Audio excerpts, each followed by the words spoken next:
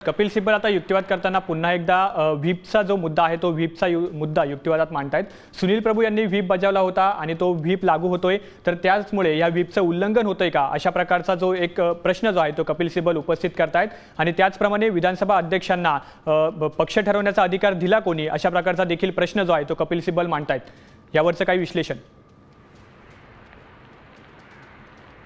नक्की आपण जर या संपूर्ण केसमध्ये पाहिलं, सुभाष देसाई विरुद्ध महाराष्ट्र शासन ही जी केस आहे ही केस खरं तर मुळात याच मुद्द्यांवरती आहे।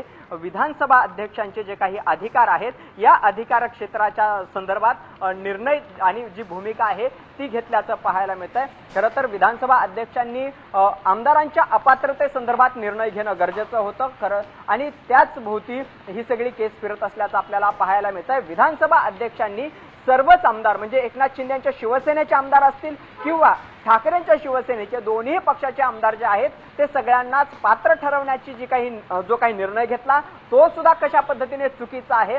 विधानसभा अध्यक्षांना पक्षप्रमुख हे चुकीचे कसे आहेत हे ठरवण्याचा अधिकार नाही, हा सुद्धा मुद्दा कपिल सिब्बल यांच्याकडून मांडण्यात येत असल्याचं आपल्याला पाहायला मिळतंय।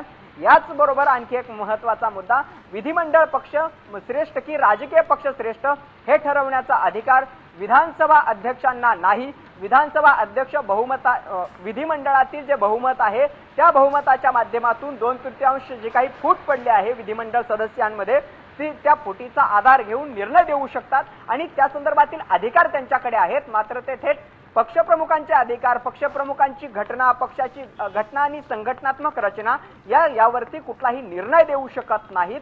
हाच महत्त्वाचा मुद्दा जो आहे तो कपिल सिब्बल यांच्याकडून उपस्थित केला जात असल्याचं आपल्याला पाहायला मिळतंय। आणि त्यामुळे सगळ्यात महत्त्वाचा मुद्दा आहे अनुसूचित 10चं कशा पद्धतीने उल्लंघन झालेलं आहे हे कपिल सिब्बल सध्या जे काही वेगवेगळे मुद्दे मांडतायत त्यातून दाखवून देत असल्याचं आपल्याला पाहायला मिळतंय। कपिल सिब्बल यांनी सुरुवात जी केलेली आहे ती अनुसूचित 10 नुसार विधानसभा अध्यक्षांनी जे त्यांच्या अधिकार क्षेत्राचं पूर्णपणे उल्लंघन केलंय असा अत्यंत गंभीर असा आरोप, गंभीर असा युक्तिवाद कपिल सिब्बल यांनी सुप्रीम कोर्टामध्ये केल्याचं पाहायला मिळतंय। आणखी एक महत्त्वाचा मुद्दा त्यांनी यामध्ये मांडलाय, पक्षांतरबंदी कायद्याशी सुसंगत नसलेली जी काही प्रक्रिया आहे ती राबून आमच्या राजकीय पक्षाच्या नेतृत्वात झालेल्या बदलांकडे दुर्लक्ष करून विधानसभा अध्यक्षांनी निर्णय दिलाय।